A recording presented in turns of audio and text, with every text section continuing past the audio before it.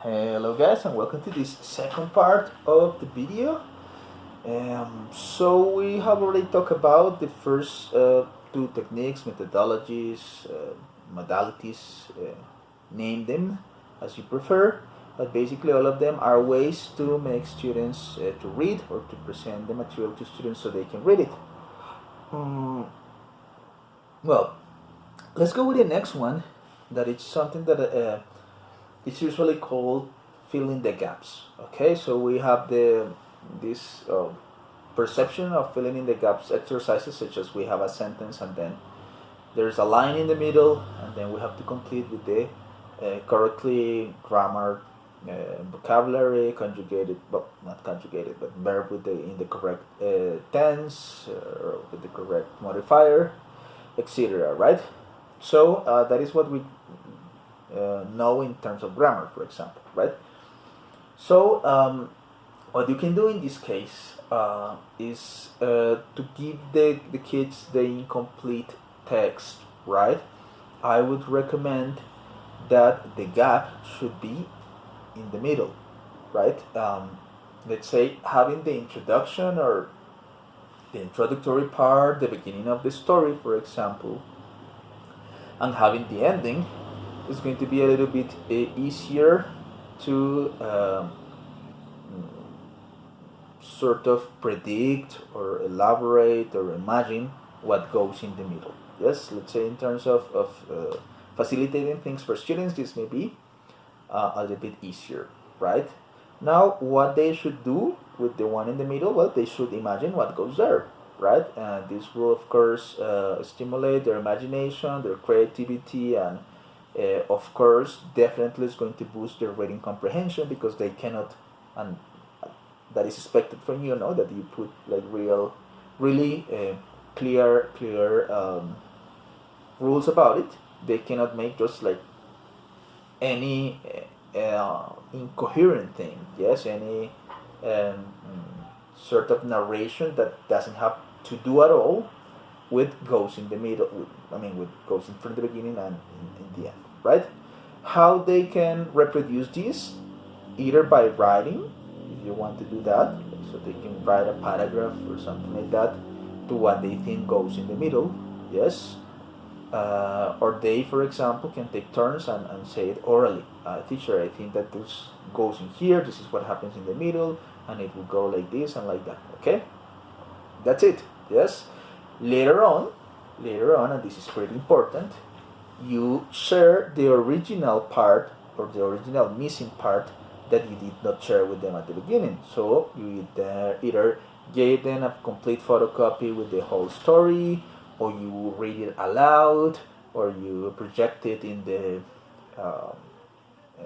on the projector, right, in the video bin, and that's it. And the important part over here is to contrast, yes, like to see how close they were to the original version or something like that, and make it in the the maybe the way of a game. It might be interesting, right? Now, some of you can tell me, but why not leaving them or letting them, sorry, to imagine whatever they want? Yes. What if they're dealing with a story that happens in the Victorian period or something like that, and they decide that there are some aliens that arrive and kidnap the girl or whatever. Sure, that's a possibility as well. Yeah, I mean, if you want to do it in that way, like to make something not necessarily coherent with the story, that's fine, that's okay, because that will also stimulate the creativity, etc. But well, you have to be clear about it. Like, okay, we're going to have the freedom to do it in this way, but it's not going to be at all like the real version, and you have to let's say take into account that stories should have a certain level of coherence. So if you're going to put something that is not really close to the original topic of the text, well, that is not the way in which texts are actually written, sorry. So we're going to do this for fun, but it might be pretty different when we check it out, okay? So you have those like two options with filling in the gaps. Then we have one that is really simple, yes, but it is also very valid, yes, and we do it less and less. So it's possible that we might mm, get interested into this, right? So, and that is reading aloud. You simply take the test and you read it aloud for everybody. Yes? Um, and here we have different variations. I just said you simply, and when I say you simply, well, I might have meant the teacher, right? So the teacher may take the test and just read it aloud and go around and this storytelling part, it's something that we have lost sometimes, and especially in certain moments of our scholarity that is not done very much. Yes, like we have a lot of reading aloud in the kindergarten, maybe first, second of elementary, and then we start growing, and that doesn't happen a lot. So if you want to do it in that way, that's great. Of course, you need some sort of preparation. You have seen how I sometimes make mistakes when I read the poems for you, and that is because it's something that is not necessarily common. And I have practiced that a lot. I used to, there was this event, or what, this space, I would say, or this uh, um, group of people who was a collective called Poesía Oscuras in the university, and every single week we got together and we read poetry aloud. Yes, so I have a certain amount of practice of doing that. So if you never read aloud, well, most likely you're going to make a lot of mistakes, and probably those mistakes will be of intonation, of pronunciation, of punctuation, right? And that may difficult comprehension. So if you're going to do it that way, make sure that you practice a lot, so you know what you're reading, and you don't make a lot of mistakes that may somehow may be problematic for the understanding. So that is if it's you the one who's going to read aloud. Now you can ask another student to read it. Let's say a student who likes to read that aloud and maybe has the interest and something like that, and he or she could read it. Yes, only one person reading the whole text. That's fine. I mean, as long as it's a student who would like to do it, because in every classroom probably there's one person who is somehow passionate for it, or would like to do it, or it's a little bit extrovert, so he would like to be on the spotlight. That's fine. Other option, take turns. Yes. So these turns can be prepared, such as today I say, okay, guys, I am going to assign a paragraph for reading aloud tomorrow, or in our next class in 2 days. So you will have to read this, and that, right? So you distribute the whole text among everybody in the class, or simply among 10 students or 8 students. Well, that's really up to the length of the story and to the number of students in your class, and that's it. And in that way, they could also prepare a little bit for this reading, and you ask them to talk about intonation and all these different things. Students will be nervous, I'm sure, but it might be a good exercise, right? They might like it, and even if they don't like it at all at the beginning, it might be somehow useful because of the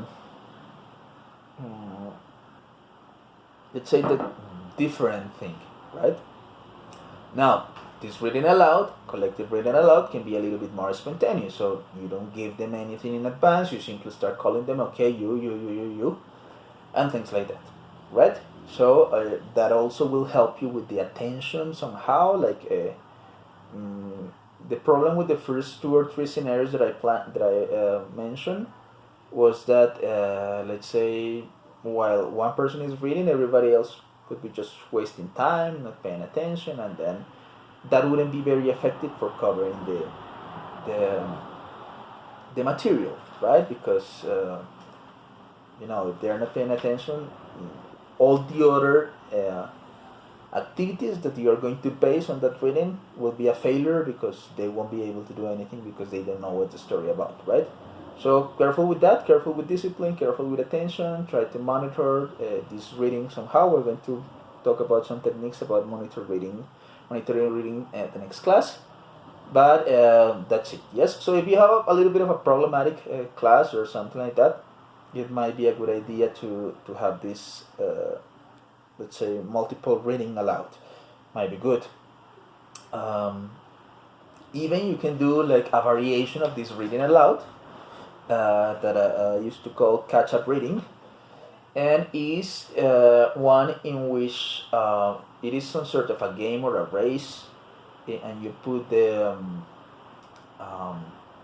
reading into a Word file, for example, in a projector if you have one, and you put the automatic scrolling. So the text advances, goes up, right? You can regulate the speed actually for that, right? And you ask students to try and follow, right? So that will read them aloud, of course, and they were supposed to follow, and it includes like a competitive element in there, and you can organize it in the way of a game in which they have like some sort of reward or something similar. That is also a possibility. If you don't have a computer or a projector in your classroom, because that's the reality of Colombian education, well, it takes more work, but you can just simply write it down in a piece of paper, I mean, a roll of paper, and you show them for a particular time of time, and then you remove it, and the next, and things like that, right? So those are just ideas. You can use them, use one, the other, combine them. Those are possibilities for reading aloud.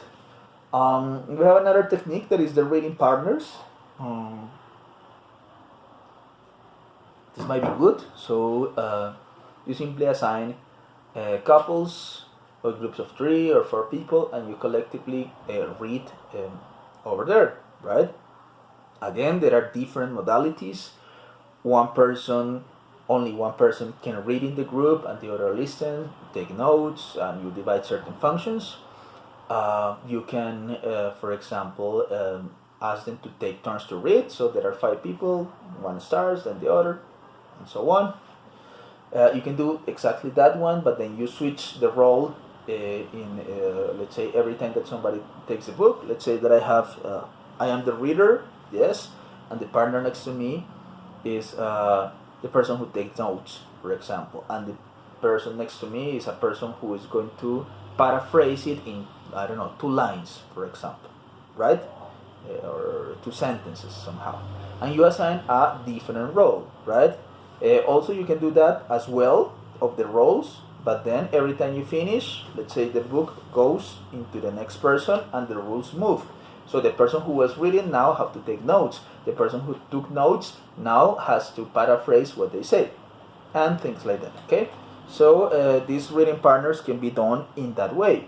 Also, you can decide, depending on the group, if, for example, everybody reads all the book, all the text that you are going to provide. Let's imagine that there are, I don't know, 4 pages, and if everybody reads that. Or another possibility that you can have is to, for example, assign different parts to different groups, and then in the end they will share, and only by that everybody will know about the story, right? It might be a little bit problematic in certain cases, but if you can do it, guys, because it's great. Let's say that is an excellent way to verify that everybody understands everything, right?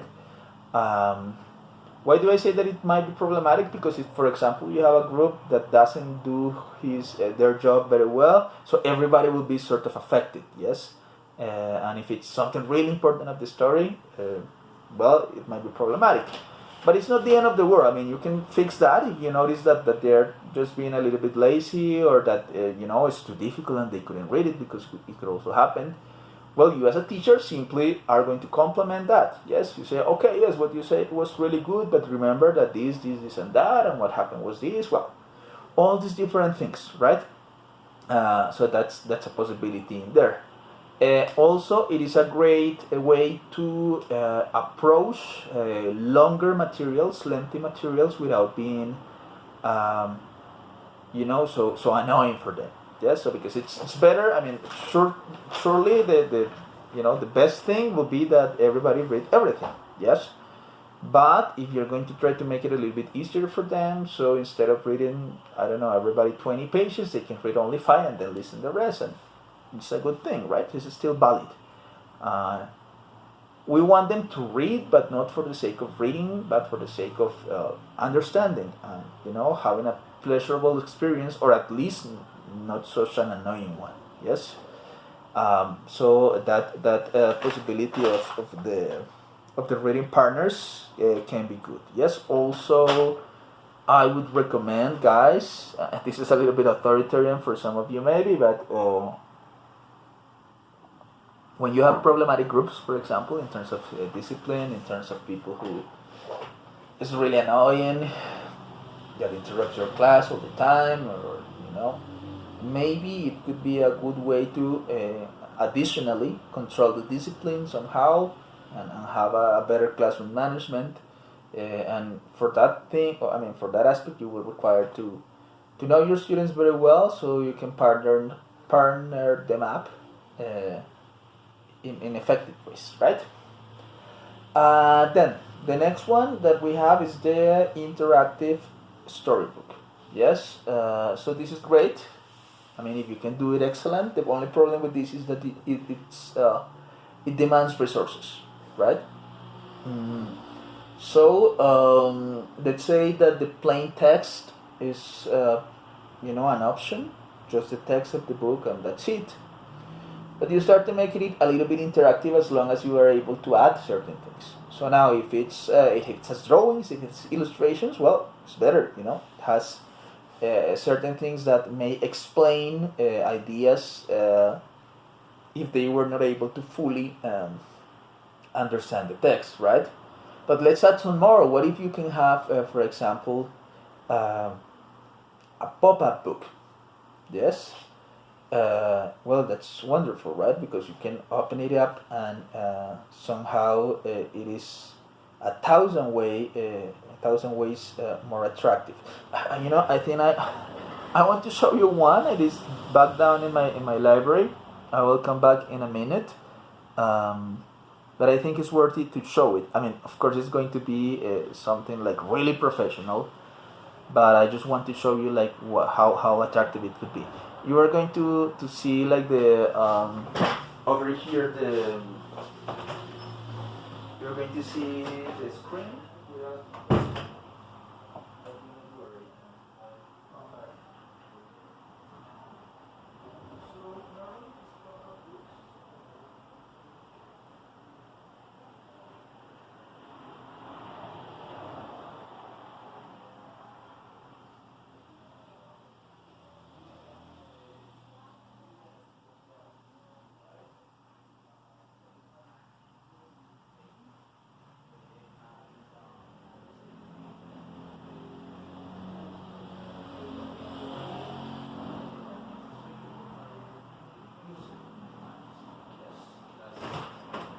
That's something that basically is going to have or to stay in your materials, and that will be great, right? So take a look at this thing, right? So you see, it's really nice, and you can just open it up or close it, and there's some text over here, right? So you can read it. Again, I know this is like pretty professional somehow, right? Because I just bought it and it was already done. But it's really interesting. Of course, this is something that you can show them somehow. I wouldn't recommend that you give it to them, because that's almost 100% sure that they are going to destroy it. Okay, so probably it may be interesting to do it in that way. I know that this looks sort of childish, but believe me, I have used this in some of my classes, for adults, for teens. I'm sure maybe some of them may mock it a little bit, but in general they feel somehow attracted by it. Yes. So you have at the same time the reading part, the reading aloud, and you know the visual imagery, and you're going to sort of capture their attention, right? So it will be nice. I mean, if you have something like that, if you can create one, or well, it will be great, right? So those can be pop-up books. There are some other more simple ones in which you just they are like especially for kids, for children, in which you can put a lever and the character, I don't know, moves his hand or his eyes or something like that. And again, this seems really childish, but depending on how mentally open is your group, you can do something like that, and it may be a good idea, right? Maybe things for the laughs. Another thing that you can do is the augmented reality books or materials. You can find a ton of them on the internet, and basically it is with an application on your cell phone. You just pass it through a text, and normally you see an animation, you see an audio, you see a video or something like that, and that will complement the reading. Of course, this is going to require technology, yes. And if your school doesn't have it, and your kids don't have it, sorry, well, it's just forget about it, yes. But this technology, if you're able to use it, even if it's only with your cell phone and you project that in a video bin or something like that, believe me, it's going to be great. Another option that you can do it is like to record. Like, let's say they don't have it, yes. So you record that with your own cell phone, or even look for videos of that on the internet and YouTube. You can find them, plenty of them, and that's it. It's not the same experience as doing it yourself and doing it wherever you want, but we have to be creative, right? So that's a good way to do it, and probably if you don't do it that way, some of your kids, especially the ones with lower resources, they won't be able to see it never, so this novelty might be interesting for them. And finally, you can have, for example, an audiobook. Yes, these let's say materials that have been professionally prepared by other people, that have voices designed for that. Some of them have been even let's say complemented with additional special effects, like sounds, like crashes, explosions, I don't know, environmental sounds such as the birds or the opening and closing of doors, well, things like that, right? So that is another possibility. Now you want to develop the reading, right? Reading skill. So I would say that this should be your last resource, right? Because the idea is they read the thing by themselves. Using any of the other resources that we mentioned over here, fine, but read it. But sometimes this can be complementary. They can read it at home, and then the next day you play the audiobook for them. Or for example, you can play the audiobook and there's a video with that, and the video has the text, and they can read it along as they listen to the audiobook. So that's also completely valid. So that's it. Okay. So guys, those were, let's say, some of the techniques that I wanted to share with you. I'm sure that there are 1,000 more, right? I'm just doing or sharing the ones that I have actually done myself. I have done a few more, but I guess that these are the ones that I can tell you for sure, like, this work, because I have done it. And I have done it with kids, with elementary kids, with kids in high school, with language center students, with university students, and this works, right? So that's it. You can just read a little bit more about it. So we have one assignment with 2 parts for this week. The first one is really simple. you are going to tell me with which of these techniques you will present the poem that I read at the beginning. Yes? So, which one will be the best? Like, I just read it aloud for myself, and you couldn't even follow the text. But let's imagine that you have to present it in your class, and how would you do it, right? So I just want you to do that. Write a short description. It may be a paragraph, right? In which you mention like what would be like the best way, maybe a reading race, a jigsaw reading, filling in the gaps, what, right? And you tell me why, because poetry is a special kind of a text, like requires some different things. So how would you do it? Okay, and you're going to tell me, please, to which population do you think that this could be like directed. So we'll say, okay, the poem I'm going to do it with the reading race with a population of 8th semester of BA in English students, right? And why? That's it. Simple. A paragraph. You explain the reason. You explain the technique, and that's it. So that is the first part. The second part will be specifically related with your lesson plan. So please do it with your group. Do it with the text that you are going to present. Please attach the text. Okay. So we have already, we require to select it already. So please attach it along the homework, the assignment. Please send me either a cut and paste or a picture of the whole text that you are going to read. Yes? Remember that if you say, okay, I'm going to read the whole book, well, fine, but for this specific lesson, you're going to read one part of it. That it may be 2 pages or 3 pages or 5 pages or one paragraph or whatever, okay? So do that, and you are going to tell me how are you going to present it in the class, okay? So you tell me the population one more time. You already attached the text, by the time that I have received this, and you are going to tell me again like which will be the technique that you will use. Please, you are going to be highly descriptive, and you are going to provide the actual materials, right? So if you say, okay, I'm going to use the jigsaw reading and I'm going to divide it in 5 parts, so please, in the homework, you are going to take the original text and divide it in the 5 parts and tell me, teacher, this is going to be the number 1, 2, 3, and 4, etc. Right? So everything you do it for real. If you say, okay, I'm going to present an audiobook, okay, so you show me, you send me the link with the audiobook, either some, let's say, a video done by somebody else or something that you create yourselves, something like that. Yes.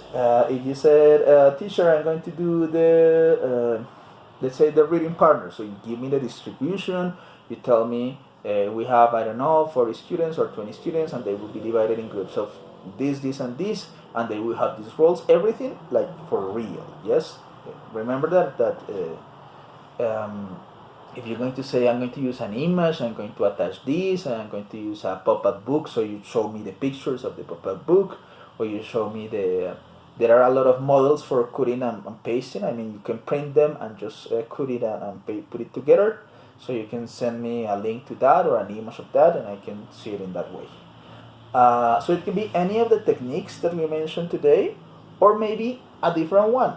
Yes, the important thing is that, let's say that the kids have a way to read the text that you are going to give them. Okay, that's all I'm asking.